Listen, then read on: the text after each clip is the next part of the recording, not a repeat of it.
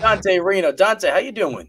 I'm great. We just got out of practice about 7, so it was a good day today. But I'm doing great. How are you guys?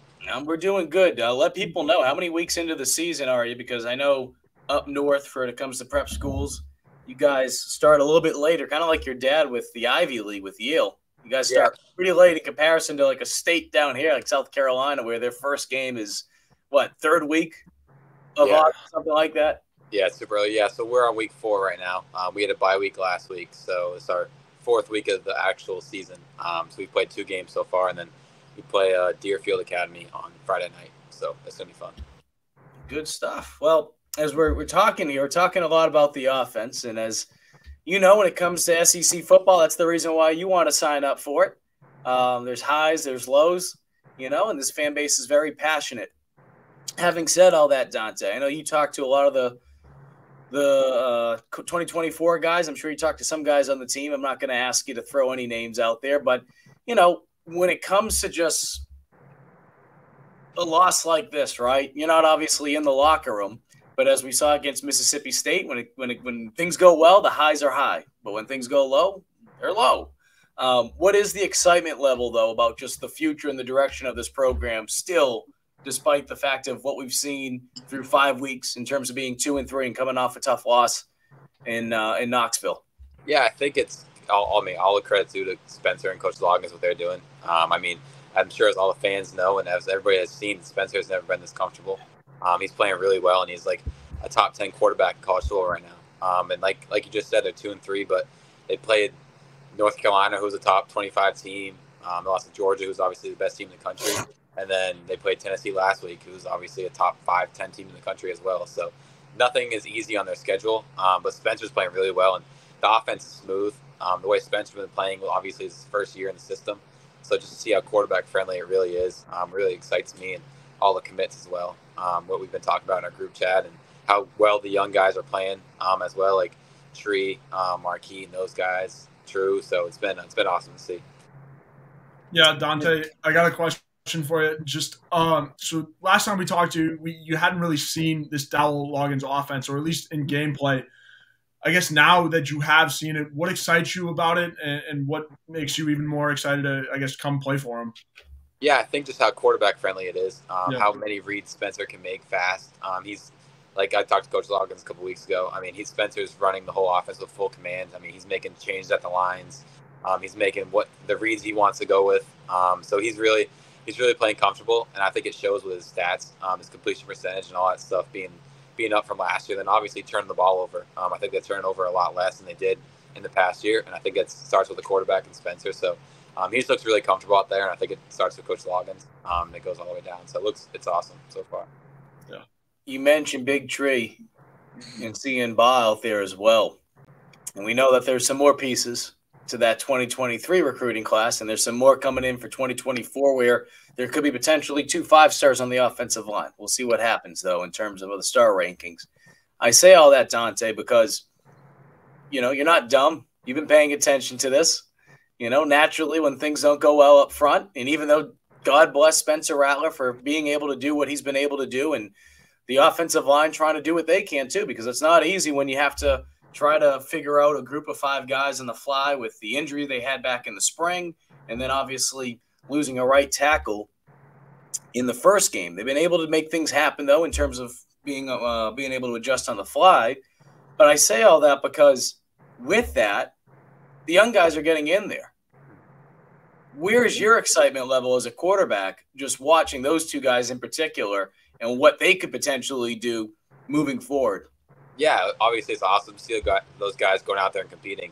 Like you said, Tree, he got there in the summer, and he didn't really have much time before the season to go out there, and obviously he wasn't there in the spring. So just seeing him go out there, and True going out there too, and Marquis and all those other guys. I think Tyshawn Russell, he caught a ball the other game against Tennessee too. So just seeing all those guys, because I was helping recruiting those guys with Pup and all the other commits. So building relationships with them and seeing them going out there and doing their thing. It's been really great for me to see. And then obviously our 24 class, we're all really close with the class above us and a couple classes above them. So it's been really cool to see, just especially the relationships that you have with them as a kid and as a commit. So it's been awesome. Yeah, Dante, I'll follow this up. obviously you're working through your season and you're getting that much closer to finally getting to South Carolina. What are some things that I guess you're working on in your senior year and some things that you're trying to, hammer out before you get to South Carolina? And also too, are they, giving stuff back to you? Like, are you looking at film with some of these coaches here and how does that work? Yeah, so the film part, I think it's illegal if I'm watching any tape with them right now and stuff like that. But no, I mean, just watching the games when I can. When I'm not in my dad's games, I mean, they've been playing every Friday. I think it's like every Saturday night so far. And Coach Beamer came up with it in a press conference. He's like, "Can we get an afternoon game?" But it's been good for me because I can watch them at night. So I watch my dad play. So it's been good. Other than that, I mean, I've just been focused on my season. We're off to a good start right now. We're 2-0, and we've thrown for 800 yards in 2 games. So I got a bunch of guys to throw to. So just kind of focusing, being where my feet are right now, but also paying attention to what they're doing and all that stuff as well. I'm sure heading into this year you had goals, and I'm not even talking about statistical goals. I'm talking about things that you wanted to be able to do in terms of sharpening your skills before you get ready for college football, because as many know who've been following you in your career and obviously the recruiting process, they know that you'll be enrolling into South Carolina come January. And it's going to be – I think – look, I'm not trying to push this season aside because they obviously enjoy seeing Rattler out there, but they also know it's going to be a fun, competitive quarterback room with obviously Lenoris there, Tanner Bailey's there, Luke Doty still there as well. People forget about that. Doty will be back. Well, yeah. At least he has another year if he wants. Yeah. I bring that up, though, Dante, because what are some of the things that heading into the season you wanted to be able to improve on your game? And where do you feel like you have been able to do some of that?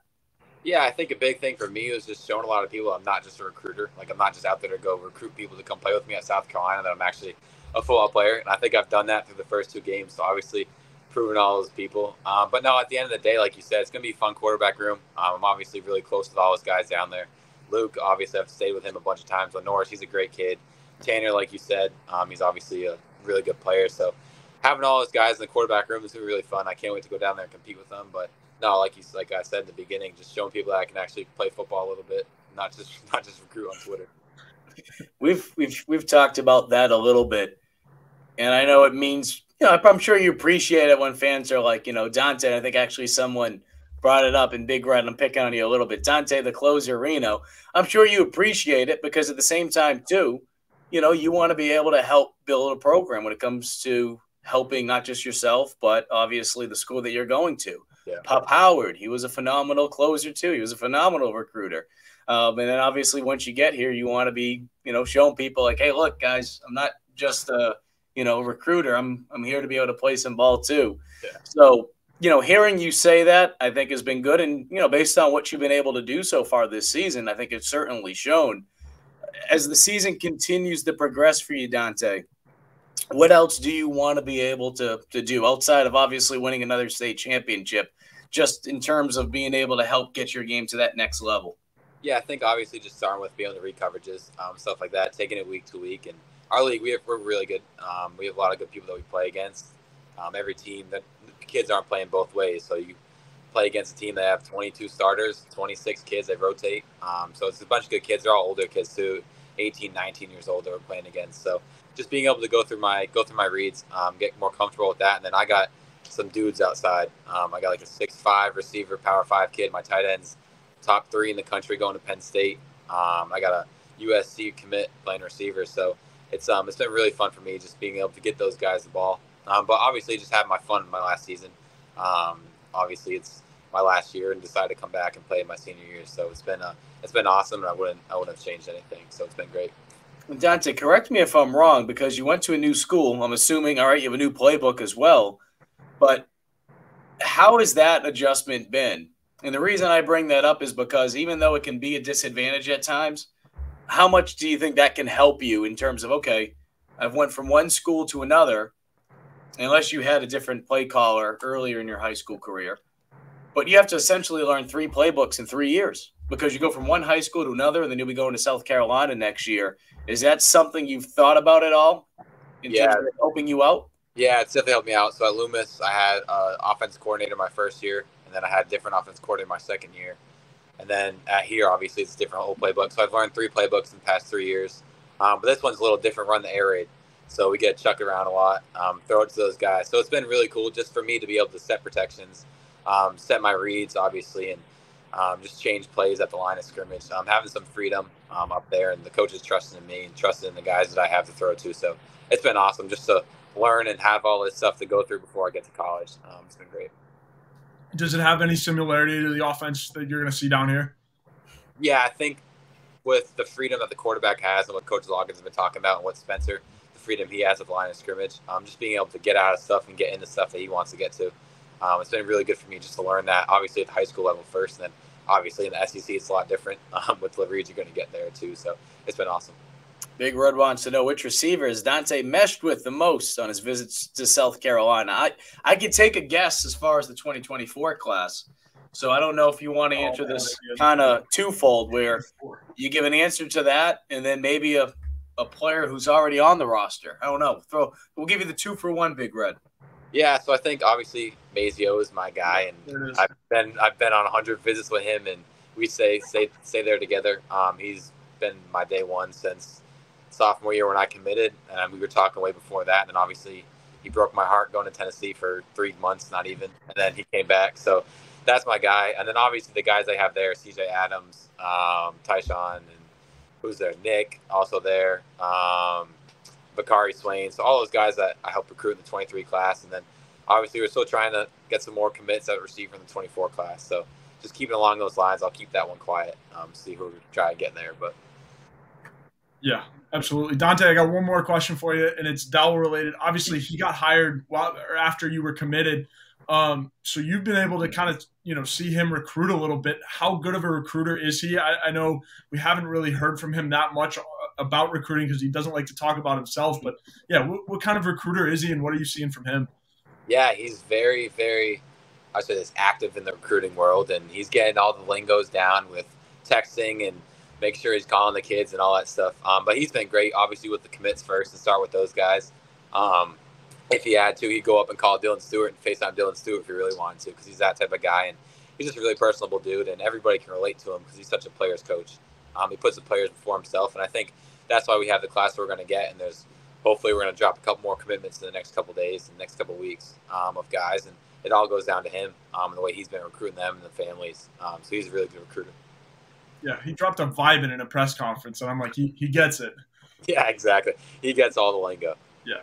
Well, sure. I'm trying to stay with it. This is what happens the further you get removed from college. As Dante, we're talking about the other day, he sent me something, and I'm just like, what the heck does that even mean? So I'm getting old. I'll ask you this.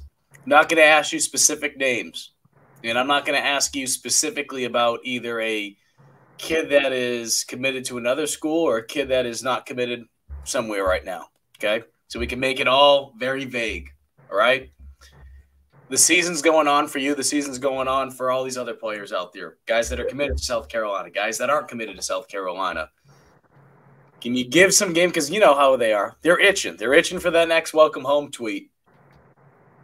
I'm assuming you guys are still going very hard at trying to get, again, either guys that aren't committed to South Carolina or guys that are committed elsewhere to make their commitment come signing day to South Carolina. Is that fair to say?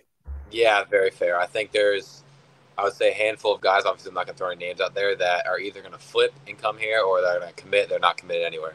So I think it's just, obviously the kids have their senior year. So they're trying to get through that, whether it's with their family that they're trying to deal with or whether it's with their coach and all that stuff.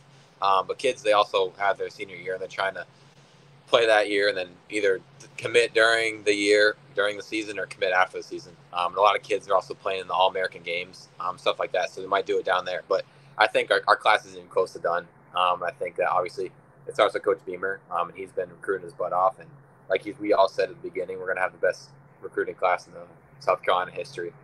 So it's still not done yet. I don't even know what day, October something. I don't think we won't sign until January, and then after that. So I think we'll be just fine. Anything else, Intern Joe? No, I mean, he covered it. I love the fact that you noticed that Dowell he's trying to catch up a little bit, and that's cool. He seems like a very personable guy, and I think he's the right fit, certainly, for offensive coordinator at South Carolina. A little breath of fresh air, if you will, yeah. In terms of how the coordinator has been recently. Well, Dante, I appreciate you hopping on. It was a last-minute thing, so I appreciate you hopping on right after practice. We will definitely talk to you in the near future. Yeah. Always a pleasure, man. Have a good game this week, and we'll be in touch soon.